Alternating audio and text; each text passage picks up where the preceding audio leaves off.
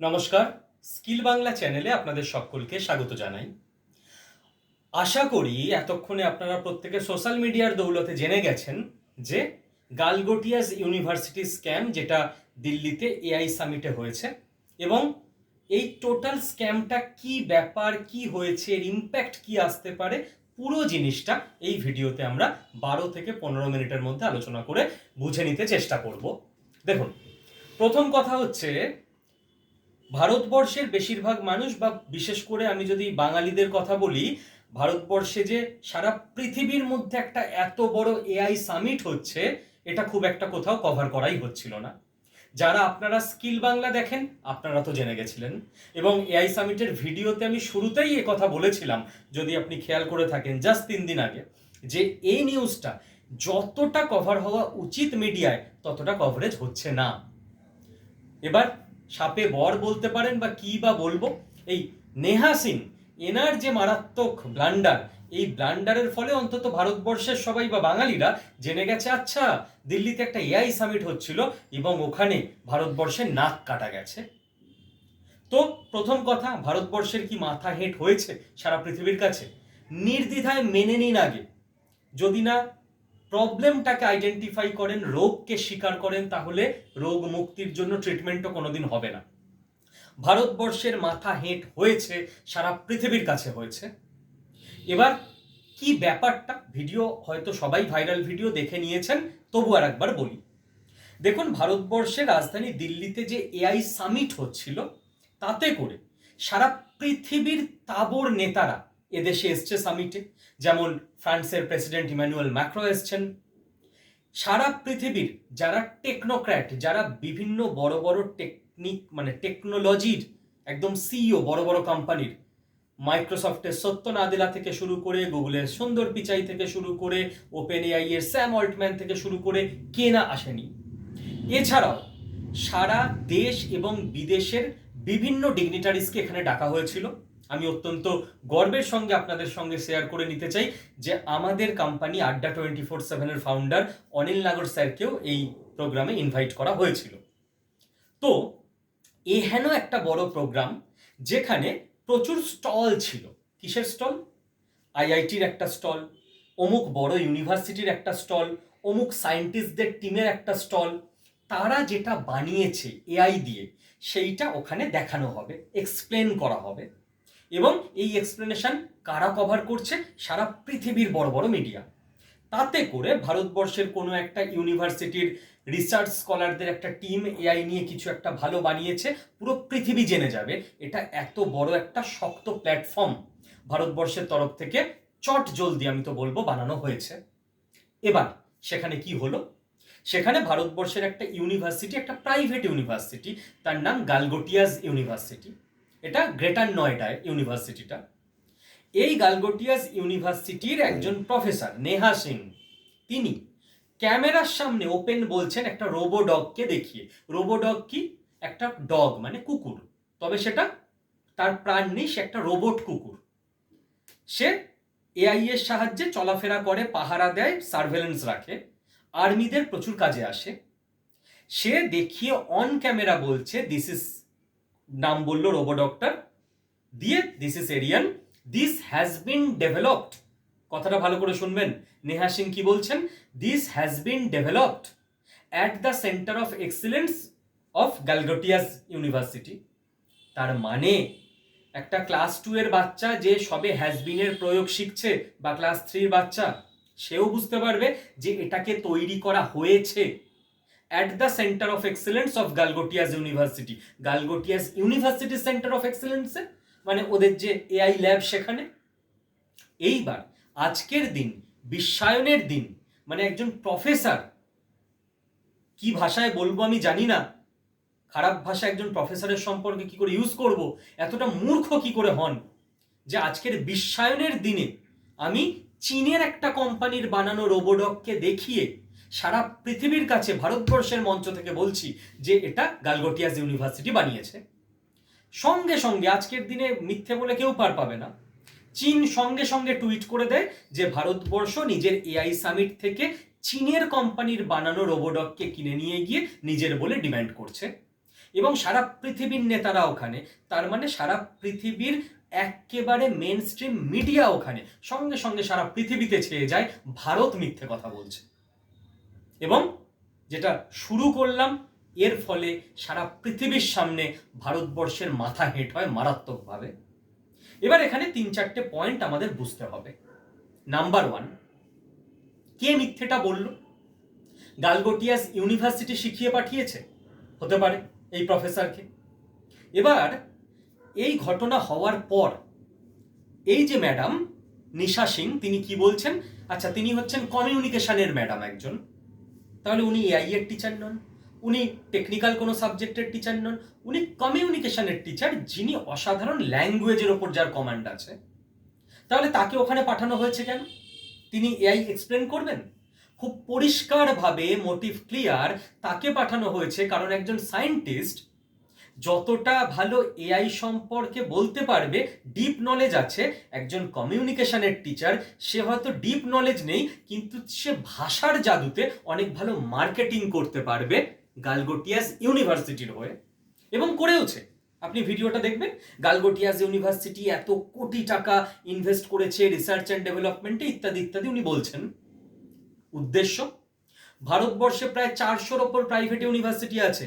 এদের উদ্দেশ্য এই ধরনের বিভিন্ন প্ল্যাটফর্মকে ইউজ করে বিভিন্ন রকম নিজেদের সম্পর্কে ভালো ভালো কথা বলে গার্জিয়ানদের এবং স্টুডেন্টদের অ্যাট্রাক্ট করতে। কারণ স্টুডেন্ট ভর্তি হলে তবে তাদের ইউনিভার্সিটির বাড়ন্ত হবে, বিজনেস হবে।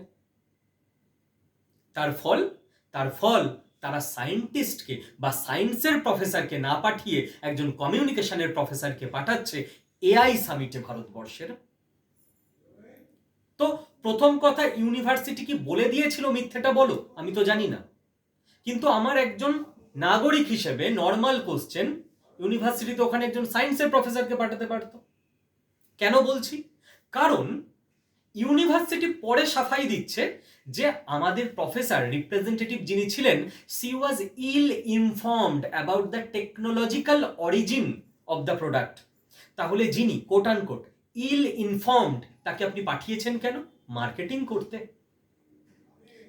যাতে করে ওই ক্লিপটাকে নিয়ে এবার ইউটিউবে থেকে শুরু করে ফেসবুকে, ইনস্টাগ্রামে, স্টুডেন্টদের হোয়াটসঅ্যাপে পাঠিয়ে একটা মাহল ক্রিয়েট, যাকে বলে হিন্দিতে, ওরকম করা যায়। ভাই গালগোটিয়াস ইউনিভার্সিটি, যাতে করে বাচ্চা কাচ্চাদের, ছেলে মেয়েদের বাবা মারা লাখ লাখ টাকা খরচ করে গালগোটিয়াস ইউনিভার্সিটিতে এআই পড়তে পাঠাবে স্টুডেন্টকে, এই জন্য। তো প্রথম প্রবলেম এখানে। সেকেন্ড প্রবলেম মোরাল এডুকেশনে। এই ম্যাডাম যখন ভুল কথা বললেন, বলে টোলে উনি বলতে পারতেন খুব সহজ ব্যাপার, যে দেখুন আমি কমিউনিকেশনের প্রফেসর, আমি ক্যামেরার সামনে তাড়াহুড়ো করে ভুল বলে ফেলেছি, বলে নিতে পারতেন, স্বীকার করতে পারতেন, আমার ভুল হয়ে গেছে, ক্ষমা করে দিন, এটা চীনের জিনিস। উনি পরে বলেছেন, দেখুন রোবোডগের ওপরে চীনেরই লোগো আছে, আমরা তো লোগো পাল্টাইনি, আমাদের যদি ভর্কি দেবার ইচ্ছে থাকতো তাহলে তো আমরা লোগো পাল্টাতাম, লোগোটাকে রেখে দিয়ে কে মিথ্যে কথা বলে? খুব ভালো কথা ম্যাডাম, তো এইটা তো প্রথমে বলা যেত। কিন্তু প্রথমে ম্যাডাম কি বললেন? প্রথমে ম্যাডাম বললেন একদম কনফিডেন্টলি, দেখেই বোঝা যাচ্ছিল কমিউনিকেশনে ওনার মারাত্মক গ্রিপ। উনি রিপোর্টারদের বললেন, স্যার ইওর 6 ক্যান বি মাই 9। আচ্ছা, ভারতবর্ষকে রিপ্রেজেন্ট করতে এসে ইওর 6 ক্যান বি মাই 9, 9-6 করে সব বুঝিয়ে দিলেই পৃথিবী চলে যাবে। এবং এতে করে গালগোটিয়াস ইউনিভার্সিটিকে কেউ দেখছে না, নেহা সিংকে কেউ দেখছে না, ভারতবর্ষকে দেখছে সারা পৃথিবী, যে ভারতবর্ষ মিথ্যাচার করছে। এই জন্য সব সময় আমি হয়তো এই চ্যানেলে বহুবার বলেছি, মোরাল এডুকেশনে জোর দিতে হবে প্রত্যেকটা মানুষের, ভারতবর্ষের, যে আমরা মিথ্যাচার করব না। ভুল হতেই পারে, সেটা স্বীকার করতে কি দোষ? আমি 7-8 দিন আগে একটা ভিডিওতে বাংলাদেশের ব্যাপারে শেখ হাসিনার ছেলের নাম বলেছিলাম সাজিদ ওয়াজেদ জয়। এবার আমি সাজিদ বলেছিলাম, আমার ভুল হয়েছে, তাতে করে 10-12 জন কমেন্ট করে ধরিয়ে দিয়েছিলেন আপনারা যে স্যার ওনার নাম সাজিদ না সাজিব, আপনি বিকে ডি বলেছেন। তো ভুল আমার, আমি ওই কমেন্টেও হার্ট রিয়াক্ট করেছি। আমি কি কমেন্ট ডিলিট করবো, নাকি বলবো যে আমার জড়িয়ে গেছিল মুখে, your 6 can be my 9, your Sajib can be মাই সাজিদ? এসব কি ধরনের এক্সপ্লেনেশন? একজন শিক্ষকের থেকে এটা এক্সপেক্টেড। এবং যতক্ষণ না আমরা প্রশ্ন তুলব যে আমাদের দেশে মোরাল এডুকেশন কেন হবে না, ততক্ষণ এই ভোগ আমাদেরই ভুগতে হবে। আপনার কি মনে হয়, দূর ও যার ছেলে, পরের ছেলে পরমানন্দ, যত উচ্ছন্ন হয়ে যায় তত আনন্দ, আমি কেন অত এর মধ্যে ঢুকবো? নেহা সিং পরেরই মেয়ে, তার ভুলে ভারতবাসী হিসেবে আপনারও নাক কাটা যাচ্ছে আজকে। তো যখনই কোথাও করাপশন হচ্ছে, কোথাও ডোনেশন দিয়ে কেউ ডাক্তার হচ্ছে, ধর আমি কেন ওর মধ্যে ঢুকবো, আমার ছেলে নাকি? ওই ডাক্তারই 20 বছর পর কোনোদিন আপনার বাড়ির কারোর ট্রিটমেন্ট করবে, আর ভুল ট্রিটমেন্ট হবে, আর সেই দিন যে অঘটন ঘটবে তার দায় আপনি যেদিন চুপ করেছিলেন সেই দিন হয়েছিল। তাই ভারতবর্ষে মোরাল এডুকেশন আনতে হবে, করাপশন ফ্রি কান্ট্রি বানাতে হবে। আর এর জন্য যদি আপনি এগিয়ে না আসেন, তাহলে এই যে ব্ল্যান্ডারগুলো হবে তার দায়ও আপনার ঘাড়েই বর্তায়। ভারতবাসী হিসেবে সারা পৃথিবী আমাদের নিয়ে আজকে হাসি ঠাট্টা করছে, আমরা দায় এড়াতে পারি না, কারণ নেহা সিং আমাদের মেয়ে, ভারতবর্ষের মেয়ে। এবার তো হতে পারে এই প্রফেসরের দোষ, হতে পারে ইউনিভার্সিটির দোষ, কার দোষ আলোচনা হোক, অ্যানালিসিস হোক। এক্সপেক্টেড কি? এক্সপেক্টেড এখান থেকে একটাই এই মুহূর্তে, সেটা হচ্ছে ভারতবর্ষের গভর্নমেন্ট এমন কড়া স্টেপ নেবে ওই ইউনিভার্সিটি স্টুডেন্টদের কোনো প্রবলেম না হোক, কিন্তু প্রত্যেক প্রফেসরের যোগ্যতা রিচেক করা, ওই ইউনিভার্সিটির মালিক যারা আছে, বোর্ড অফ ডিরেক্টরে যারা আছে, তারা কোথায় অ্যাকচুয়ালি কত টাকা ইনভেস্ট করেছে, সত্যি এআই ট্রেনিং স্টুডেন্টকে দিচ্ছে নাকি চীনের জিনিস নিয়ে এসে বলে দিচ্ছে আমাদের স্টুডেন্টরা বানিয়েছে। শুধু ওই ইউনিভার্সিটি না, ভারতবর্ষে 400-র ওপর প্রাইভেট ইউনিভার্সিটি আছে, প্রত্যেকটাকে চেকের আন্ডারে আনা। এবং আমরা যদি আজকে গভর্নমেন্টের ওপর এই চাপ না দিই, আমরা যদি দাবি না তুলি যে আমাদের দেশে এডুকেশন সিস্টেমে 1%ও কোথাও গাফিলতি থাকা চলবে না, কোথাও গাফিলতি থাকলে এইরকম 6-9 করা হলে গভর্নমেন্টের থেকে স্ট্রিক্ট অ্যাকশন নিতে হবে, সেই ইউনিভার্সিটির ওপর, সেই কলেজের ওপর, সেই যে কোনো ডিপার্টমেন্টই হোক না কেন। এটা না হলে আজকে ভাবুন তো, জানি না গালগোটিয়াস ইউনিভার্সিটিতে লাখ লাখ টাকা ফিস দিয়ে স্টুডেন্টরা কি শিখছে। এরা যখন ভারতবর্ষকে রিপ্রেজেন্ট করবে 10 বছর পর, এই স্টুডেন্টরা, তারা আবার দেশকে কোন পথে নিয়ে যাবে? তো গভর্নমেন্টকে যেন তেন প্রকারেণ প্রচন্ড স্ট্রিক্ট রুলস আনতে হবে, স্ট্রিক্ট অ্যাকশন নিতে হবে এই সমস্ত ইউনিভার্সিটিগুলোর ওপর যারা গভর্নমেন্টকে ঘোল খাওয়াচ্ছে, বিভিন্ন ভুলভাল জিনিস দেখিয়ে দিয়ে ন্যাকে র্যাঙ্কিং বাড়াচ্ছে, অন্য বিভিন্ন জায়গায় পয়েন্ট বাড়াচ্ছে এবং নিজেদের মার্কেটিং করছে। Government must take strict action. এটা গেল যা হয়ে গেছে। এই মুহূর্তে কি অবস্থা সারা পৃথিবীর কাছে ভারতবর্ষের, এবং এখান থেকে শোধরাতে গেলে মোরাল এডুকেশন এবং গভর্নমেন্টের পলিসি কি দরকার। মোরাল এডুকেশন ইন্ডিভিজুয়াল মানুষকে সৎ বানাবে, অ্যান্ড গভর্নমেন্টের স্ট্রিক্ট পলিসি মানুষকে বাধ্য করবে সৎ হতে। এবার আমি লাস্টে 2-4টে কথা বলে এন্ড করতে চাই, যেটা আর একটা খুব খারাপ জিনিস, যেটা লাস্ট কয়েকদিন সোশ্যাল মিডিয়ায় দেখলাম। ভারতবর্ষের অপমান হয়েছে, প্রচুর মানুষজন সেখানে অসাধারণ মজা নিয়ে কমেন্ট করছে।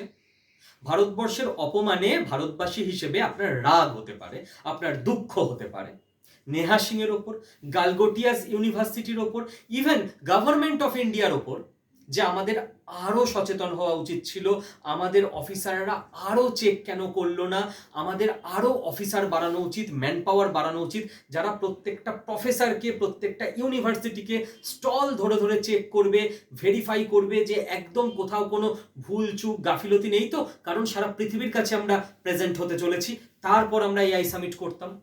আপনি এই ডিমান্ডগুলো করতে পারেন, কিন্তু সোশ্যাল মিডিয়ায় কিছু লোক মজা নিচ্ছে। কিসের মজা নিচ্ছে? দেখলাম পিএম মোদির বিভিন্ন ছবি ছাড়া হচ্ছে, যে বিশ্বগুরু কি অবস্থা, নাক কাটা গেল, হাহা। আমি ভাবলাম বাংলাদেশি অ্যাকাউন্ট হতে পারে, পাকিস্তানি অ্যাকাউন্ট হতে পারে, অ্যাকাউন্টগুলো ডিটেলে গিয়ে ক্লিক করতে দেখছি না ভারতবর্ষের অ্যাকাউন্ট। এরা কারা? এরা মনে মনে আনন্দ পেয়েছে ভারতবর্ষের এআই সামিট ফ্লপ হয়েছে বলে? এরা কারা? আপনার রাজনৈতিকভাবে নরেন্দ্র দামোদর দাস মোদী লোকটার প্রতি খারাপ লাগা থাকতে পারে, রাজনৈতিক বিরোধিতা থাকতে পারে। আপনি ভারতবর্ষের প্রধানমন্ত্রীর হার সারা পৃথিবীর কাছে যখন সেলিব্রেট করছেন, তার মানে লাউড অ্যান্ড ক্লিয়ার আপনি ভারতবর্ষের হারকে সেলিব্রেট করছেন। কারণ পিএম মোদি ভারতবর্ষের এআই সামিটে বিজেপির নেতা হিসেবে উপস্থিত ছিলেন না, উপস্থিত ছিলেন ভারতবর্ষের প্রধানমন্ত্রী হিসেবে। এইটুকু বোধ যদি না থাকে, তাহলে আবার কান্ট্রি হিসেবে, নেশন হিসেবে আমরা কোন দিকে যাব? আজকে যখন পৃথিবীতে আমাদের দেশে টেরোরিস্ট অ্যাটাকের পর, পেহেলগাম অ্যাটাকের পর, যখন কংগ্রেসের তরফ থেকে শশী থারুর স্যার গিয়ে বিভিন্ন জায়গায় ভারতের হয়ে বক্তব্য রাখছিলেন, তখন আমরা মনে প্রাণে সবাই শশী থারুরের বক্তব্যের জয় চেয়েছিলাম, কারণ উনি ভারতকে রিপ্রেজেন্ট করছিলেন। যখন তৃণমূল কংগ্রেস থেকে অভিষেক ব্যানার্জি বক্তব্য রাখছিলেন, যখন আইমিম থেকে আসাদুদ্দিন ওয়াইসি বক্তব্য রাখছিলেন, প্রত্যেক ভারতবাসী এই মানুষগুলোর বক্তব্যের জয় চাইছিল, কারণ এরা ভারতবর্ষকে রিপ্রেজেন্ট করতে গেছে। আপনার হতে পারে আসাদুদ্দিন ওয়াইসি, শশী থারুর, পিএম মোদি, অভিষেক ব্যানার্জি কারোর প্রতি রাজনৈতিকভাবে অপছন্দ আছে। রাজনৈতিক নেতা, টিএমসি নেতা, বিজেপি নেতা, আইমিম নেতা, তার হার আপনি সেলিব্রেট করুন। কিন্তু যখন তিনি ভারতবর্ষকে রিপ্রেজেন্ট করছেন বাকি পৃথিবীর সামনে, আজকে যদি আমি মনে মনে চাই যে অভিষেক ব্যানার্জি যেখানে ভারতবর্ষকে রিপ্রেজেন্ট করছে সেখানে উনি কিছু ভুল বলে ফেলুন, উনি খিল্লি হোক, তার মানে আমি ভারতবর্ষের পরাজয়কে মনে মনে সেলিব্রেট করতে চাইছি, লাউড অ্যান্ড ক্লিয়ার। এর মধ্যে কোনো লজিক নেই, কোনো এক্সকিউজ দেওয়ার কোনো জায়গা নেই। তো এই মানুষগুলো, এরা তো ভারতে থেকে ভারতের ক্ষতি করবে, বোঝাই যাচ্ছে এদের যা মেন্টালিটি এআই সামিটের এই নেহা সিং কাণ্ডের যে কমেন্টে সেখানে। এবার এবার একটা কথা, আমি অত্যন্ত পজিটিভ মানুষ, আশাবাদী মানুষ। তো আমি এখান থেকে এই আশাবাদী দেখতে পাই যে এবার এই একটা ভুল থেকে শিক্ষা নিয়ে ভারতবর্ষের প্রত্যেকটা স্টেটের গভর্নমেন্ট, সেন্ট্রাল গভর্নমেন্ট এতটা স্ট্রিক্ট হবে যে আমাদের এডুকেশন পলিসি বেটার হবে। আমি তো এই আশা দেখতে পাই যে এই ব্লান্ডার থেকে শিক্ষা নিয়ে প্রত্যেক ইউনিভার্সিটি ডিপার্টমেন্ট, কলেজ ডিপার্টমেন্ট, প্রত্যেক প্রফেসর নিজের কাছে এতটা অ্যাকিউরেট হবে যে ভারতবর্ষের উপকার হবে। আমি তো এখান থেকে এই আশা দেখতে পাই যে এআই সামিটটাকে ভারতবর্ষে কভারই করা হচ্ছিল না, অন্তত একটা ব্লান্ডার দিয়ে সেটা ভারতবর্ষের প্রত্যেকটা মানুষ জানতে পারলো। যতক্ষণ এআই সামিটটা হচ্ছিল পজিটিভ ভাবে, তখন কিছু মানুষ এমন একটা ভাব করছিল, কি আর হচ্ছে, ছোটখাটো মেলা, এসব করে কোনো দরকার নেই। যেই ব্লান্ডার হয়ে গেল তখন সঙ্গে সঙ্গে ওরে বাপরে, এত বড় একটা জিনিস, এখানে ব্লান্ডার মানা যায়? তাকে ঠিক করুন, এটা বড় জিনিস না ছোট জিনিস? যখন সাকসেসফুল হচ্ছিল তখন ছোট জিনিস, যেই ব্লান্ডার হচ্ছিল এত বড় জিনিসে কি করে ব্লান্ডার হতে পারে? তো আপনাদের মেন্টালিটিতে প্রবলেম রয়েছে। এবং আপনাদের জন্য অত্যন্ত গর্বের সঙ্গে কয়েকটা তথ্য দিয়ে শেষ করি। এই যে গোটা এআই সামিট, সারা পৃথিবীর তাবড় নেতারা, টেকনোক্র্যাটরা একটা গালগোটিয়াস ইউনিভার্সিটিকে দেখে ভারতবর্ষকে বিচার করছে না। ভারতবর্ষের ওখানে শয়ে শয়ে স্টল ছিল, শয়ে শয়ে সায়েন্টিস্ট ছিলেন, এবং একের পর এক জয়লাভ হয়েছে। ডেটা দেখিয়ে বলছি, যে কটা ডেটা বলছি, যদি একটা ডেটাতেও কোনো রকম ভুল পান, গুগল করে, পড়াশোনা করে যেখানে ইচ্ছা লিখতে পারেন, পুরো ফ্রি হ্যান্ড থাকলো।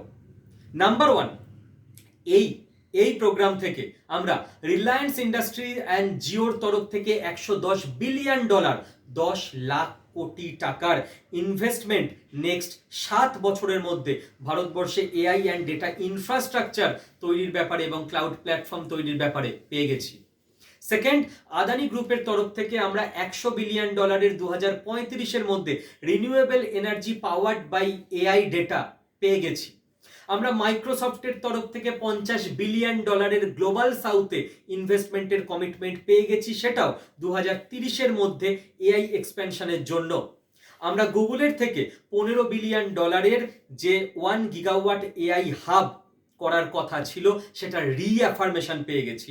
আমরা ইয়োট্টা ডেটা সার্ভিসের থেকে $2 বিলিয়ন এনভিডিয়ার সঙ্গে যে পার্টনারশিপ, সেটার অ্যাফার্মেশন পেয়ে গেছি। এছাড়াও আমরা প্যাক্স সিলিকা ইনিশিয়েটিভ থেকে শুরু করে টিসিএস ওপেন এআই এর পার্টনারশিপ থেকে শুরু করে India US AI opportunity partnership পর্যন্ত একের পর এক মেগা ডিল এই একটা এআই সামিট থেকে পেয়ে গেছি।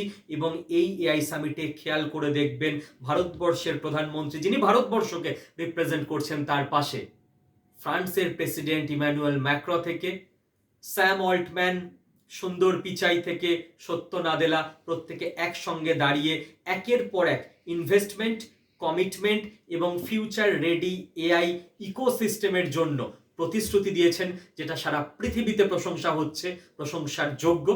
আর যে একটা ব্লান্ডার হয়েছে তার জন্য আমরা লজ্জিত, লজ্জা পাওয়া উচিত, এবং সেই লজ্জা যাতে ভবিষ্যতে ফিরে না আসে তার জন্য আমাদের গভর্নমেন্টকে অ্যাকশনও নেওয়া উচিত। তার জন্য আমরা গভর্নমেন্টের কাছে চাপও তৈরি করতে থাকবো। আর যারা ভারতবর্ষের পরাজয় সেলিব্রেট করেন, করতে থাকুন, যত দিন যাবে আপনাদের সংখ্যা কমতে থাকবে এবং খুব একটা অকেশন পাবেন না সেলিব্রেট করার, কারণ ভারতবর্ষের পরাজয় কমতে থাকবে, জয় বাড়তে থাকবে। জয় হিন্দ, ভালো থাকবেন প্রত্যেকে।